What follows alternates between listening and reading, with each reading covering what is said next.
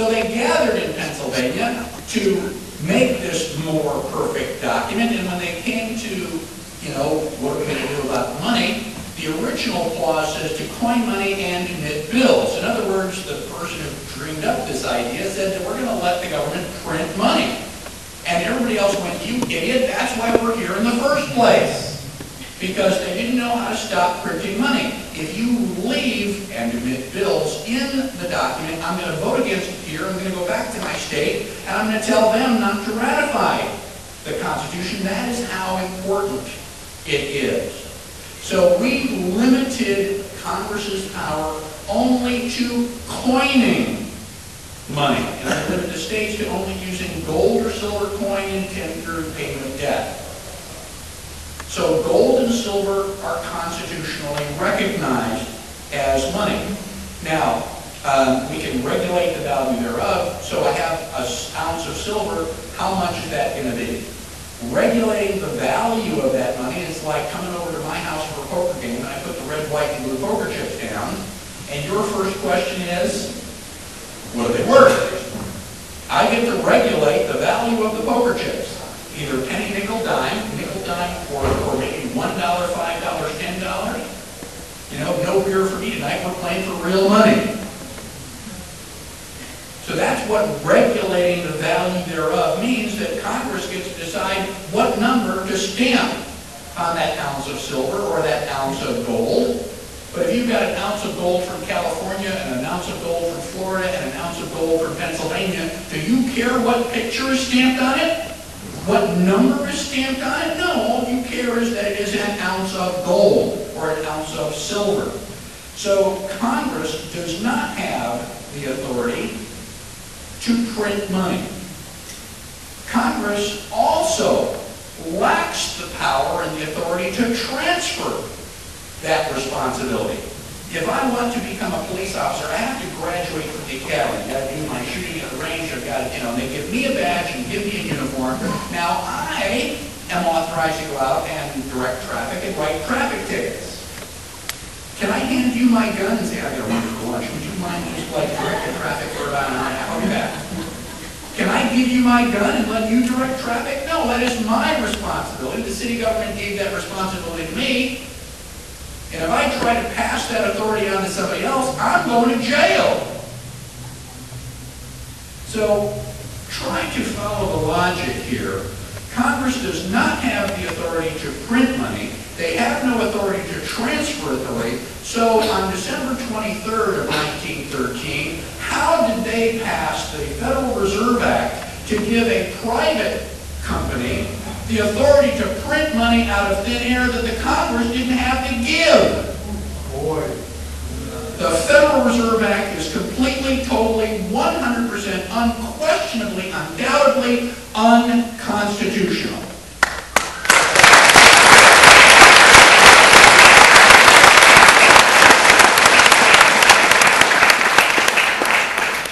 I find that unconscionable and totally unacceptable, and I can't believe that we've allowed this organization to sit around for 96 years. When are we going to wake up?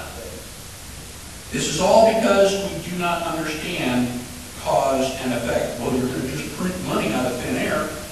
I forget which of our speakers were talking about going and, you know, printing money. They were talking $100 bills. I'll just print $20 bills. You know, we go out and print $10,000 worth of 20s. We can go out and get steak and lobster, maybe a bottle of Don Perignon, or one of the taste really tons of champagne. If we get caught, we go to jail for printing $10,000 of phony money. But if we go to jail, what should happen to the creators of the Federal Reserve for printing trillions of dollars of counterfeit money? Hang them high. This again is unconscionable. Now we are in an ideological war. This is a war of ideas. And we are losing the war because we don't understand the ideas that are being presented. They are lying to us and we're going, okay, whatever you say. They talk about community rights. Now, I didn't pronounce that correctly.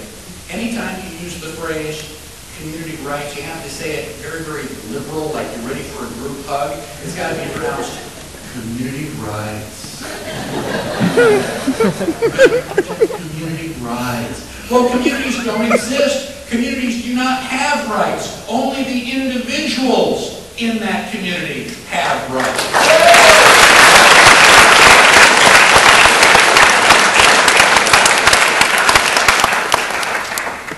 And much to most of my students' surprise, I hate the phrase constitutional rights. Please disabuse yourself of that phrase. And I'll be very, very brief. The reason that I hate it is because when you say constitutional rights, it sounds as though the Constitution grants you those rights. I get catatonic when somebody comes up and says, the Second Amendment gives me the right to keep and bear arms. No, it doesn't. You were born with those rights. They are unalienable rights. And lien being the important word. You take out a mortgage on your house, the bank loans you the money, and they put a lien on your property. It's a condition or a limitation. It's still your property, but you're not allowed to sell that property until you satisfy the lien. So rights which are unalienable are rights which cannot have limitations put on them, cannot have conditions put on them. The First Amendment doesn't say that you have freedom of religion if you're Jewish, Catholic, or Protestant. You have freedom of religion, period. Most of the people in the United States think that we live in a democracy. You cannot find the word democracy in the Declaration, Constitution, or the Bill of Rights. We are not a democracy. And I have to be careful. I can't watch the news because every president since Woodrow Wilson has been trying to convince us that we're making the world safe for democracy. BS! The United States is a republic. It is the rule of law.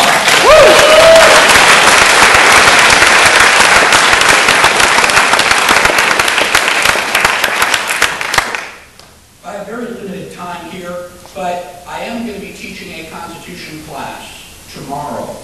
From 9 to 6, it's going to be at the Radisson Hotel at the Valley Forge Convention Center. There's still time to sign up.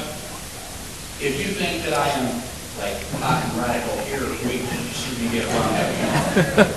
I guarantee, I don't care how patriotic you are, I will teach you things about the Constitution that you never knew. You will not be bored.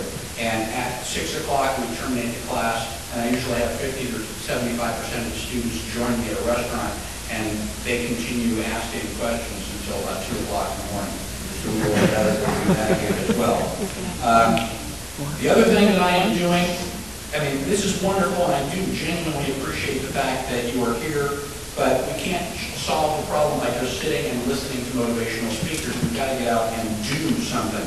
I have flyers on the table for the Continental Congress 2009. Basically, this has been organized by Bob Schultz of We the People Foundation, a good personal friend of mine, and I have just been honored, saddled, with the responsibility of being national coordinator. The idea is that in 1774, they sent people to Philadelphia to decide what to do about King George, come up with a solution to our problems. And in 1776, the solution was to write the Declaration of Independence. Our Continental Congress is supposed to convene and find out, figure out what to do. I don't have a crystal ball. I don't know what the committee will decide ultimately, but the plan is to get 3 delegates from each state. These will be the re-founding fathers. These are going to be 150 people who understand the Constitution, who understand the difference between rights and privileges, who understand in a deep way the difference between a republic and a democracy, who are willing to stand up and decide what we are going to do. Right now we are in an ideological war, and if we don't solve these problems pretty quick, it's not going to remain ideological.